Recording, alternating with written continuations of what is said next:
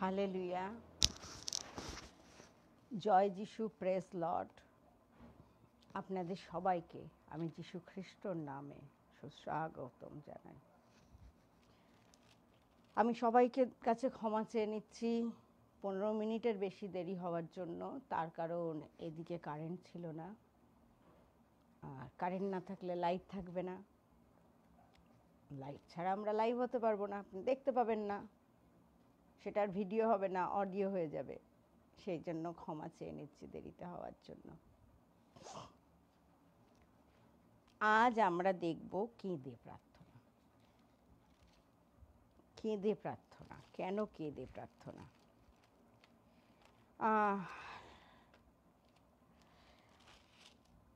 Good evening everyone. Sorry for late because of load shedding, but I no need to give you all any kind of excuse, but I am asking forgiveness from each and every one of you, and I believe you all will forgive me for my late present here. And today we are going to hear from Nehemiah, Old Testament Nehemiah. What about that? Before that, we will pray for God's interference, because without Holy Spirit we cannot do anything, especially for understanding Bible or describe Bible or decoding Bible. Without Holy Spirit, not possible. But before that, I want to tell you one thing. If you have any prayer request, please send us right now. We will pray together with you. We are always present to pray with you. We are your prayer partner. তো আমরা প্রার্থনায় যাব। আমরা প্রার্থনায় যাওয়ার আগে একটা কথা বলতে চাই। আপনাদের প্রার্থনার অনুরোধ থাকলে আমাদের কাছে পাঠান, আমরা প্রার্থনা করব। আমরা আপনাদের সাথে একসাথে প্রার্থনা করব। আমরা সবসময় উপস্থিত আছি আপনাদের কাছে প্রার্থনা করার জন্য। And also I need to ask forgiveness because at a time I can speak only one language. So because of that only I am using Bengali language for sharing gospel. But maybe in future I will present in front of you twice. One time for Bengali language and another time English. But this time also I am going to speak in Bengali language. Please forgive me for that. But please stay and send your prayer request. We will pray. And I believe through this your present and our word, our prayer, God will going to bless us, everyone who are hearing God's word, who are sharing our prayer point, and we who are praying for others. So stay with us and pray with us together. তো আমরা এখন প্রার্থনায় যাই। Hour Holi heavenly father, সর্বশক্তিমান পিতা ঈশ্বর, তোমায় ধন্যবাদ দিই যে তুমি আজকে আবার আসার সুযোগ করে দিয়েছো। লোডশেডিং ছিল, কিন্তু তুমি ঠিক টাইমে কারেন্ট এনে দিয়েছো, সেই জন্য তোমায় ধন্যবাদ দিই। তোমায় ধন্যবাদ দিই সমস্ত কিছু জোগানোর জন্য, তোমার বাক্য জোগানোর জন্য। সেই সঙ্গে আমরা আমাদেরকে তোমার কাছে রাখছি। যিশু, আশীর্বাদ করো যতজন এই মুহূর্তে এই লাইভের মাধ্যমে তোমার কথা শুনছে, এখানে উপস্থিত আছে বা ভবিষ্যতেও দেখবে, তাদের প্রত্যেককে আশীর্বাদ করো। ফর ইউ #ববি ইন্টারসেসরি প্রেয়ার 22 এবং প্রার্থনার যোদ্ধার মাধ্যমে আমাদের যতজন প্রেয়ার পাঠায়, যতজন আমাদের সাথে জড়িত, তাদের আশীর্বাদ করো। আর আমাদের আশীর্বাদ করো এই মুহূর্তে, যাতে আমরা পবিত্র আত্মায় পরিপূর্ণ হতে পারি। আর এই যে বাক্য আমরা শুনবো, তা তোমার থেকেই একমাত্র হয়। তুমি আমার মুখের বাক্যকে ইউজ করো, তোমার পবিত্র আত্মায় পরিপূর্ণ করো, আমার মুখের বাক্যকে ব্যবহার করো এবং আমাদের প্রত্যেকের হৃদয় খুলে দাও। আমার মুখের বাক্য, আমার চিত্তের ধ্যান তোমার দৃষ্টিতে গ্রাহ্য হোক। হে আমার পিতা, পবিত্র আত্মার উপস্থিতিতে যিশু খ্রিস্টর নামে, আমেন। তো আমরা আজকে নেহেমিয়া থেকে দেখব। নেহেমিয়া কেন? আমরা দেখব ক্ষমা চাওয়ার বিষয়। আমরা কি সত্যিই ক্ষমা পাই? আর আমরা কিভাবে ক্ষমা চাইব? দরকার আমাদের জানা আমরা কিভাবে ক্ষমা চাইব। শুধু আত্মিকভাবে ঈশ্বরের কাছেই না, আমরা কিভাবে আমাদের মা বাবার কাছে ক্ষমা চাইব, ভাই বোনের কাছে ক্ষমা চাইব, বন্ধু বান্ধবের কাছে ক্ষমা চাইব, স্বামী স্ত্রীর কাছে ক্ষমা চাইব, এমনকি কিভাবেই বা আমরা মা বাবা হয়েও আমাদের সন্তানদের কাছে ক্ষমা চাইব। কারণ আমরা কেউ পারফেক্ট নয়, আমরা সবাই কিছু না কিছু ভুল করি, আমরা সবাই কিছু না কিছু মিস্টেক করি, আর আমরা নিজেদেরকে গুটিয়ে নিই। আমরা কখনো ক্ষমা চাইতে চাই না, আগাতে চাই না, আমরা সম্পর্ক ব্রেক করে দিই, দূরে চলে যাই, আমরা শোধরাতে চাই না। কিন্তু একটা সরি, একটা ক্ষমা চাওয়া আমাদের জীবনে আশীর্বাদ ডেকে নিয়ে চলে আসে। সেই জন্য সেই আশীর্বাদের জন্যও আমরা জানবো কি করে ক্ষমা চাইতে হবে। এবং আমরা কি শুধু আমাদের জন্যই ক্ষমা চাইতে পারি, আমাদের বন্ধু বান্ধব আত্মীয় স্বজন তাদের জন্য নয়? আসুন দেখি তাদের জন্যও আমরা ক্ষমা চাইতে পারি কিনা। আর সেই জন্যই আমরা আজকে দেখব নেহেমিয়া থেকে, নেহেমিয়া প্রথম অধ্যায় 1 থেকে 11 পর্যন্ত, নেহেমিয়ার মনোদুঃখ এবং প্রার্থনা। তো আমি নেহেমিয়া পড়ছি, আপনারা সবাইও মন দিয়ে শুনুন, আর চাইলে আপনারা কাগজ পেন রেখে নোট নিতে পারেন এবং নোট ডাউন করে রাখতে পারেন, যাতে পরবর্তীতে আপনাদের বুঝতে বা কোথাও প্রিচিং করতে বা কোথাও শেয়ার করতে আপনাদের সুবিধা হয়।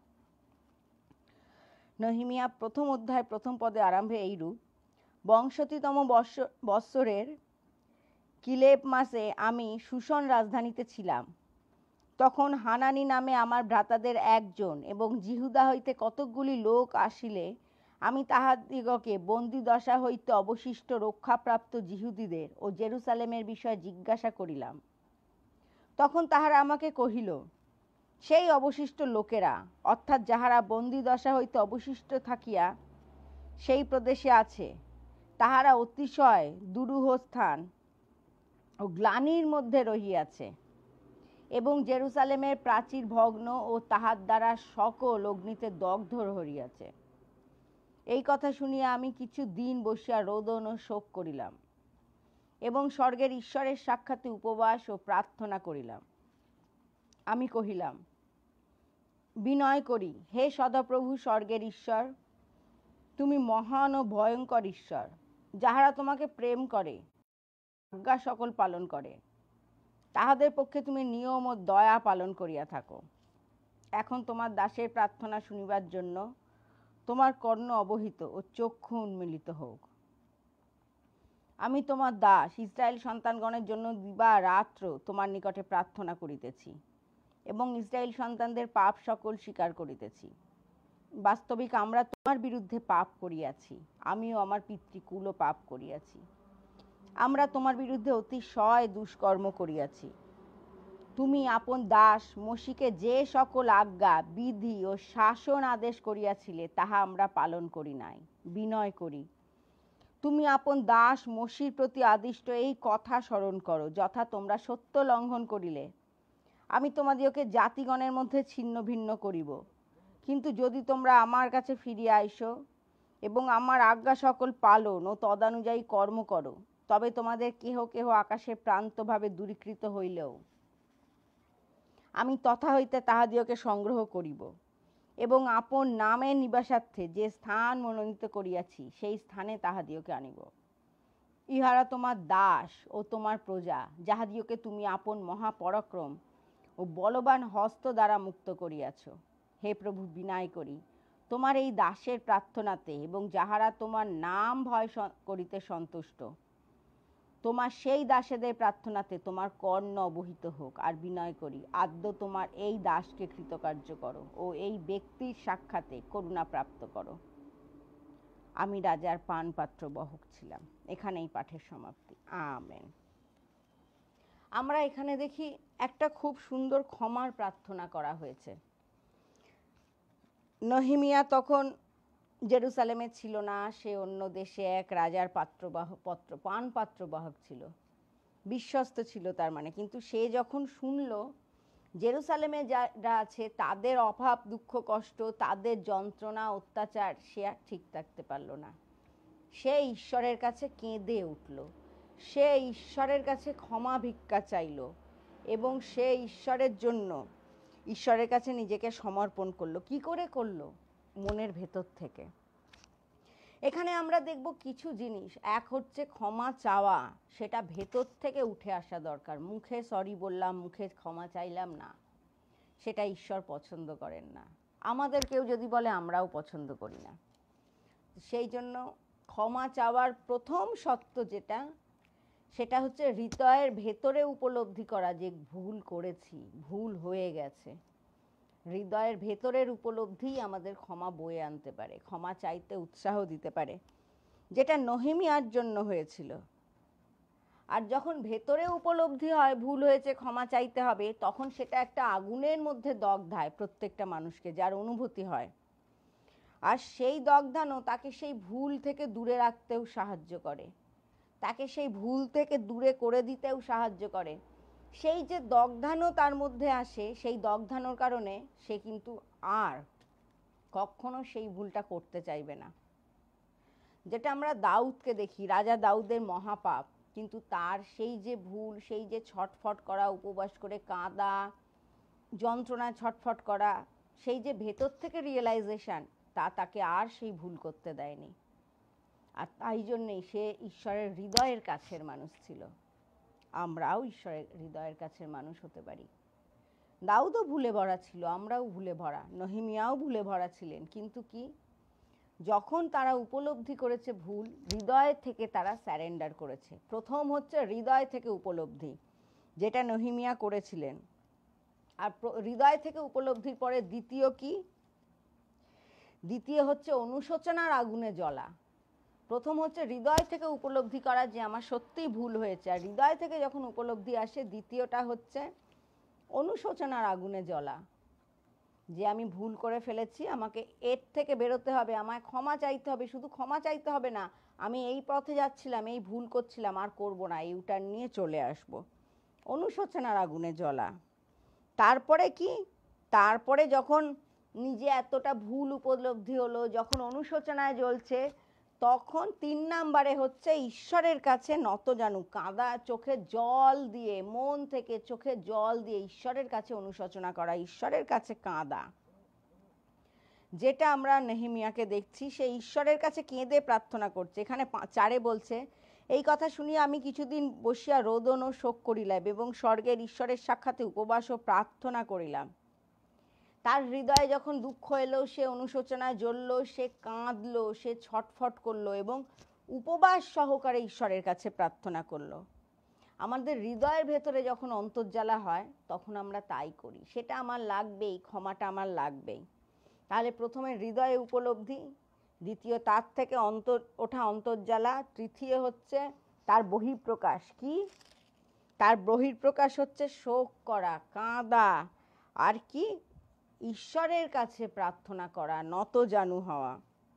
আর নেহেমিয়া তা কিভাবে করেছিল? মন থেকে। সে তার নিজের ভুল স্বীকার করেছিল, শুধু নিজের না, সে তার পূর্বপুরুষেরও ভুল স্বীকার করেছিল। কারণ বাইবেল বলে যে আমরা আমাদের পূর্বপুরুষদের, অতীতের পুরুষদের 3য় থেকে 4র্থ প্রজন্ম পর্যন্ত পাপ বহন করি, পাপের শাস্তি পাই, আর আশীর্বাদ 1000 জেনারেশন পর্যন্ত পাই, 1000 বংশ পর্যন্ত পাই। নেহেমিয়া তার পূর্বপুরুষ 3-4 জেনারেশন আগে পর্যন্ত তাদের যে বংশের পাপ ছিল তার ক্ষমা চেয়েছিলেন। শুধু নিজের জন্য না, শুধু নিজের পূর্বপুরুষদের পাপ না, সমগ্র ইসরায়েল জাতির জন্য, সমগ্র ইসরায়েল জাতির পাপ। আর এখানে আমরা দেখি একটা মানুষের পাপ স্বীকার একটা জাতির ক্ষমার কারণ হতে পারে। একটা মানুষের অনুশোচনা, একটা মানুষের হৃদয়ের যন্ত্রণা, একটা মানুষের পাপ স্বীকার, একটা মানুষের কেঁদে প্রার্থনা সমস্ত জাতির পাপ ক্ষমা করতে পারে। শুধুমাত্র নেহেমিয়ার একার প্রার্থনা সমগ্র মানুষের জাতির পাপ ক্ষমা করেছিল। প্রার্থনা এরম শক্তিযুক্ত, কিন্তু সেটা মুখ থেকে হলে হবে না, সেটা মনের প্রার্থনা লাগবে। মন থেকে যখন প্রার্থনা হয় তারই আশীর্বাদ পাওয়া যায়। এটা স্কুলে পড়ার মতো। কেউ ফার্স্ট, একই সিলেবাস, একই টিচার, একই স্কুল, কেউ ফার্স্ট হচ্ছে, কেউ ফেল করছে। কেন হচ্ছে?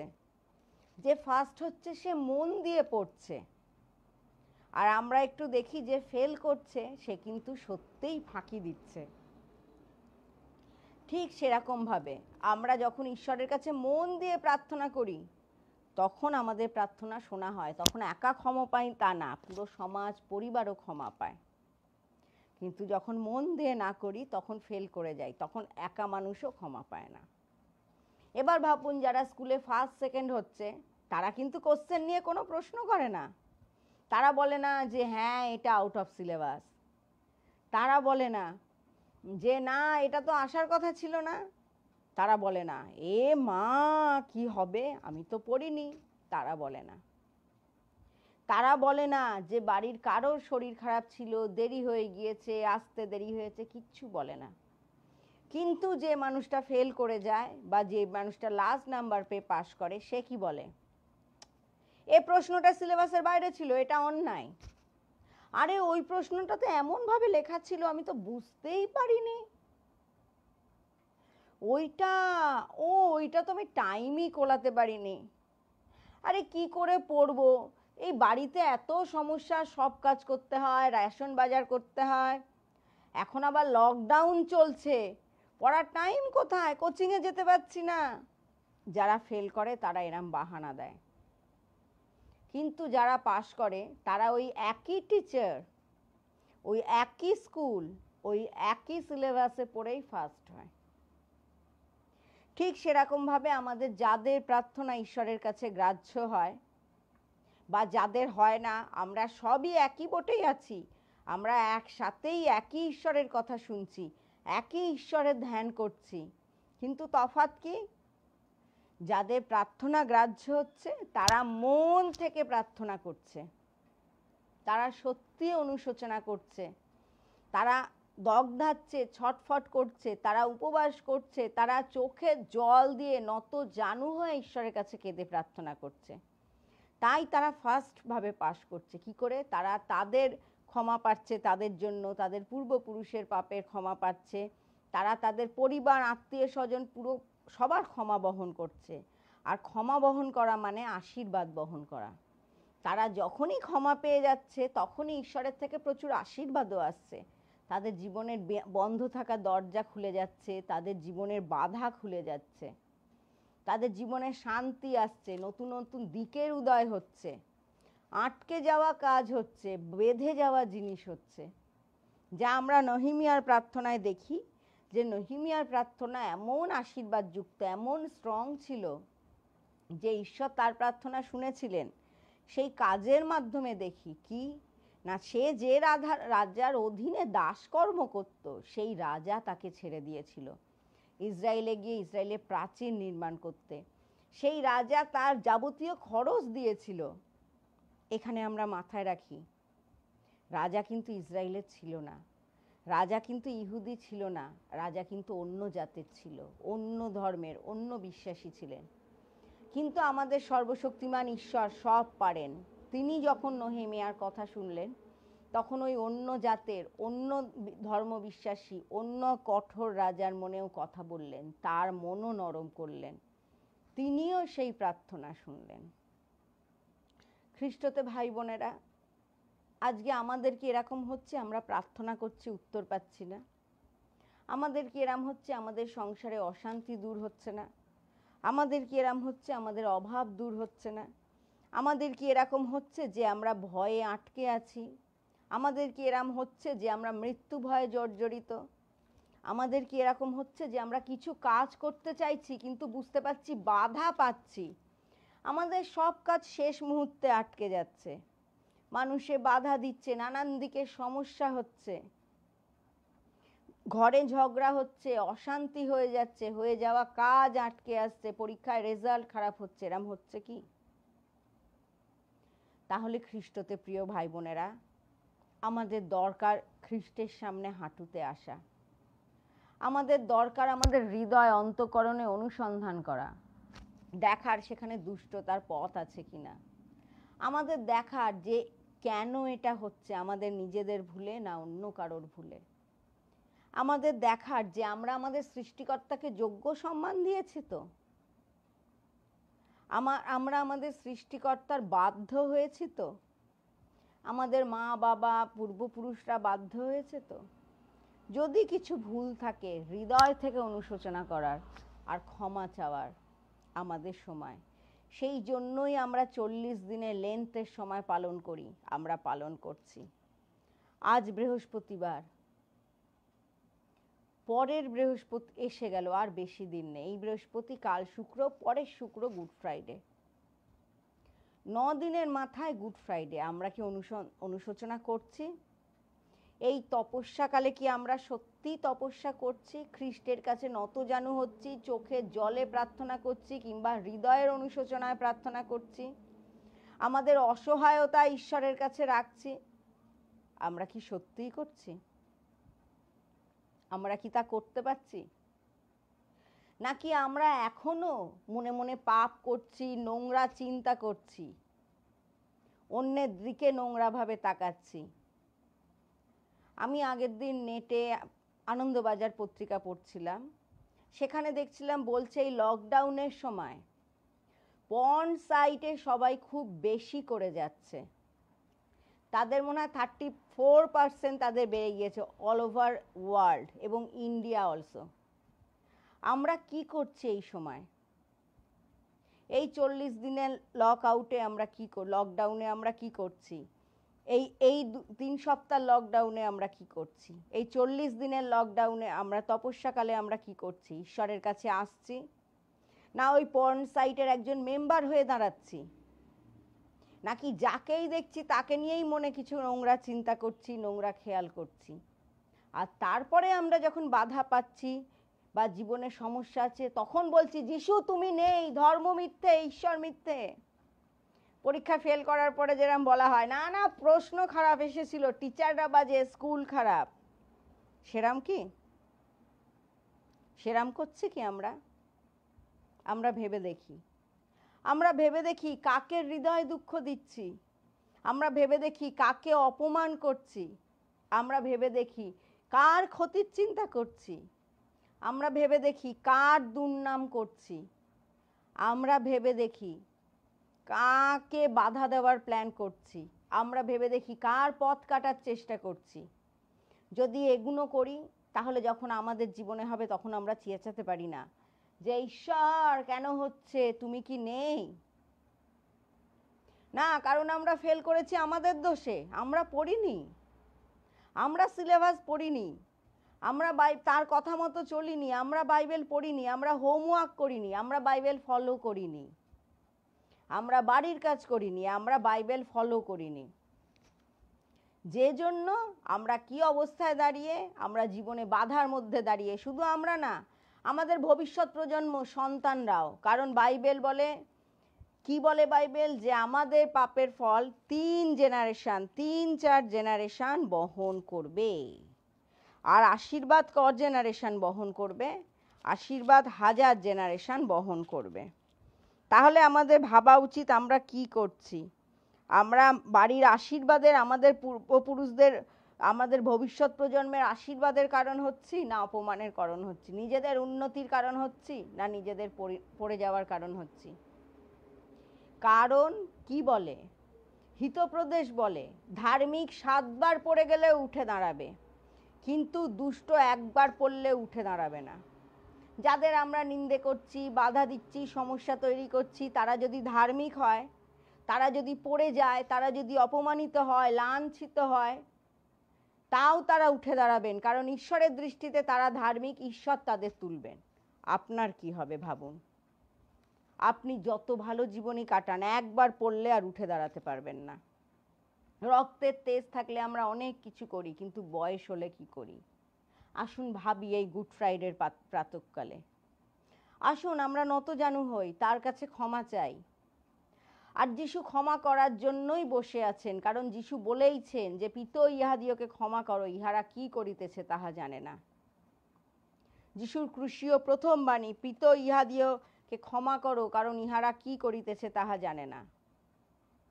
কি মানে রাখে আপনার কাছে? আপনি কি সেই ক্ষমা রিসিভ করছেন? প্রথম যোহন 1 অধ্যায় বলেছে যে ঈশ্বর ধার্মিক, তিনি আমাদের পাপ ক্ষমা করেন। আমরা যদি ঠিকভাবে তার কাছে ক্ষমা চাই, ঈশ্বর আমাদের পাপ ক্ষমা করেন। প্রথম যোহন 9 পদে বলেছে, যদি আমরা আপন আপন পাপ স্বীকার করি, তিনি বিশ্বস্ত ধার্মিক, সুতরাং আমাদের পাপ সকল মোচন করিবেন এবং আমাদের সমস্ত অধার্মিকতা হইতে আমাদিওকে সূচি করিবেন।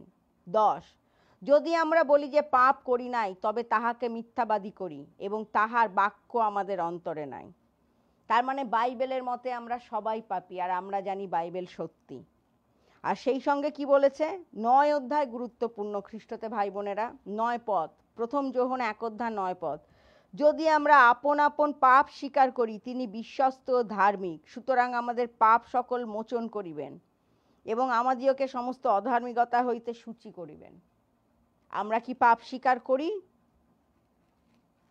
কিরকম করে করি? যিশু ভুল হয়ে গেছে, ক্ষমা করো। বাড়িতে বউকে মারধর করে, রাস্তায় একটা মেয়েকে টোন্ট কেটে, ঘরে অশান্তি করে যখন লোকের সামনে পড়ি, ভুল হয়ে গেছে, ক্ষমা করো। সরি তো বললাম, হয়ে গেল, আবার কি বলবো? এরম করে ক্ষমা চাই। এরম করে ক্ষমা চাইলে খ্রিস্টতে ভাই বোনেরা আমরা সারা জীবন ক্ষমা পাবো না। কেরাম করে ক্ষমা চাইতে হবে? যেরকম করে নেহেমিয়া ক্ষমা চেয়েছিলেন। হৃদয় থেকে অনুশোচনা করতে হবে, ভুলের আগুনে জ্বলতে হবে, চোখে জল ফেলতে হবে, উপবাস সহকারে ঈশ্বরের কাছে ক্ষমা চাইতে হবে। তবে ঈশ্বর আমাদের ক্ষমা করবেন এবং সেই সঙ্গে সেই জায়গা থেকে ইউটার্ন করতে হবে। আমরা কি প্রস্তুত ক্ষমার জন্য? আমাদের কি মনে হয় যে আজকে আপনাদের কি মনে হচ্ছে যে আমরা ক্ষমা পেতে পারি? আমাদের যোগ্যতা আছে ক্ষমা পাওয়ার? আমরা অনেক সময় যেভাবে অন্যের কাছে ক্ষমা চাই, সেভাবে যদি অন্য আরেকজন আমাদের কাছে ক্ষমা চায়, আমরা ক্ষমা করব? আসুন ভাবুন, আপনি যেভাবে অন্যের কাছে ক্ষমা চান, সেইভাবে অন্যে আপনার কাছে ক্ষমা চাইলে আপনি কি করবেন? আসুন ভাবুন। আপনার সাথে কেউ, আপনি অন্যের সাথে যা করেন, সেই অন্যায়গুলো আপনার সাথে কেউ করলে আপনি কি করবেন? আসুন ভাবুন, অন্যরা যখন আপনাকে অপমান করে, নির্যাতন করে, তখন আপনি কিভাবে রিয়্যাক্ট করেন? ঈশ্বরের কাছে রাখেন। জানবেন ঈশ্বর ধার্মিক, তিনি আপনাকে আগলে রাখবেন। আর সেই সঙ্গে প্রার্থনা করতে হবে, ক্ষমার প্রার্থনা। আসুন, শুধু নিজেদের পাপের জন্য না, ভবিষ্যতের জন্য, কোভিড-19 করোনা ভাইরাস থেকে মুক্তির জন্য ঈশ্বরের কাছে নতজানু হয়ে আমরা প্রার্থনা করি। সুরক্ষার জন্য প্রার্থনা করি, আমাদের সুরক্ষার জন্য, আমাদের আত্মীয় স্বজন, বন্ধু বান্ধব, আমাদের নিজের দেশের সুরক্ষার জন্য, পৃথিবীর সুরক্ষার জন্য। আর বিশ্বাস করুন, বাইবেল সত্যি, আর সেই বাইবেল বলছে একজন ধার্মিকের বিশ্বাসযুক্ত প্রার্থনা সমগ্র পৃথিবীকে পাল্টে দিতে পারে। আমরা যতজন আছি, একজনের মনেও কি সেই সত্যি প্রার্থনা আমরা করতে পারি না? আমরা সবাই পারি। ঈশ্বর তার বাক্যে আমাদের আশীর্বাদ করুন। আসুন আমরা নতজানু হই। হে পরম পবিত্র প্রভু যিশু, ধন্যবাদ দিই তোমাকে বাক্যের জন্য, ধন্যবাদ দিই তোমার এই ভালোবাসার জন্য, ধন্যবাদ দিই যে তোমার আমাদের শেখানোর জন্য যে আমরা ভুল করলেও ঘুরে দাঁড়ানোর উপায় আছে। তোমার কাছে ক্ষমা চাইলেই তুমি ক্ষমা করে দাও। ধন্যবাদ দিই যে তুমি আমাদের বাহ্যিক মুখের বাক্য দেখো না, কিন্তু আমাদের হৃদয়ের বাক্য দেখো। তোমাকে ধন্যবাদ দিই আমাদের জীবনের জন্য, এই বাক্যের জন্য। সেই সঙ্গে প্রভু যিশু সমগ্র জগৎকে তোমার কাছে রাখি। আমাদের কোভিড-19 থেকে আমাদের প্রত্যেককে তুমি সুরক্ষিত রাখো। আর সেই সঙ্গে করো জোরে বিনতি করি, আমাদের দয়া করো, যাতে আমরা আমাদের ভুল বুঝতে পারি, গোটা জগৎকে সুন্দরভাবে দেখাশোনা করতে পারি, প্রতিবেশীর যত্ন নিতে পারি, অন্যদেরকে সম্মান করতে পারি, আর এই নতুন কোভিড-19 মুক্ত পৃথিবীতে একসাথে একত্রে তোমার মহিমা করে চলতে পারি। ধন্যবাদ দিই যাদেরকে তুমি কোভিড-19 থেকে সুস্থ করছো, তাদের জন্য, তাদের প্রার্থনার জন্য, তাদের সাক্ষ্যের জন্য। আর বিশ্বাস করি আমরা যারা সততার সাথে তোমার সামনে উপস্থিত আছি, তুমি আমাদেরকেও রক্ষা করবে। যতজন এখানে আছে তাদের আশীর্বাদ করো, যতজনের প্রার্থনা আছে মন থেকে সেই প্রার্থনাকে শোনো। এই প্রার্থনা আব্বা পবিত্র আত্মায় তোমার একমাত্র প্রিয় পুত্র ক্রুশে হত আমাদের যীশু খ্রিস্টের নামে চাই, শ্রবণ গ্রাহ্য করো। আমেন। ধন্যবাদ দিই আপনাদের উপস্থিতির জন্য। আপনাদেরকে জানিয়ে রাখি, প্রত্যেক দিন রাত 9টা থেকে 10টা আমরা আপনাদের প্রত্যেকটা আশা, প্রার্থনা, রিকোয়েস্ট নিয়ে প্রার্থনা করি, যেটা আপনারা ফর ইউ হ্যাশট্যাগ ববিতে রাখেন, বা প্রার্থনার যোদ্ধায় পোস্ট করেন, বা ইন্টারসেসারি প্রেয়ার ম্যাথিউ 21:22 দেন। সেই প্রত্যেকটা প্রার্থনা নিয়ে মেসেঞ্জারে আসে, সেই প্রত্যেকটা প্রার্থনা নিয়ে আমরা প্রার্থনা করি। আর তারপরে রাত 10টা থেকে আমরা এই মুহূর্তে যে প্রার্থনা করছি সেটা হচ্ছে সমগ্র পৃথিবী যাতে কোভিড-19 মুক্ত থাকে, প্রত্যেকটা মানুষ যাতে সুরক্ষা থাকে, সেই জন্য। আপনারাও যে যেখানে আছেন, যদি পারেন, ইচ্ছা হয়, নিজের মনের থেকে সাড়া পান, তাহলে আমাদের সাথে যোগদান করুন। রাত 9টা থেকে 10টা, 10টা থেকে 11টা, যে কোনো সময় 5 মিনিটের জন্যও করুন, নিজের নিজের জায়গায়। ঈশ্বর আপনাদের প্রার্থনা নিশ্চয়ই শুনবেন। আমরা আত্মা এক হয়ে ঈশ্বরের কাছে প্রার্থনা করব। ঈশ্বর আমাদের প্রত্যেককে আশীর্বাদ করুন, প্রত্যেকটা রোগকে মুক্ত রাখুন। আর একটাও কথা, আমরাও চাই আপনারা আমাদের জন্য প্রার্থনা করুন, কারণ ঈশ্বর বলেছে একে অন্যের জন্য প্রার্থনা করতে। সেই জন্য আমাদের জন্যও আপনারা প্রার্থনা করুন, আমাদের সুরক্ষার জন্য, আমাদের আত্মিক উন্নতির জন্য, আর যাতে আরও বেশি করে আমরা আপনাদের সেবায় নিয়োজিত হতে পারি, যাতে আরও বেশি করে ঈশ্বরের বাক্য আপনাদের কাছে নিয়ে আসতে পারি, যাতে আরও বেশি করে ঈশ্বরের আশীর্বাদের চ্যানেল হতে পারি আপনাদের সামনে, আপনাদের কাছে। সেই জন্য আমাদের জন্যও প্রার্থনা করুন। ভালো থাকুন, আশীর্বাদযুক্ত হন। জয় যিশু। হালেলুয়া। Good night.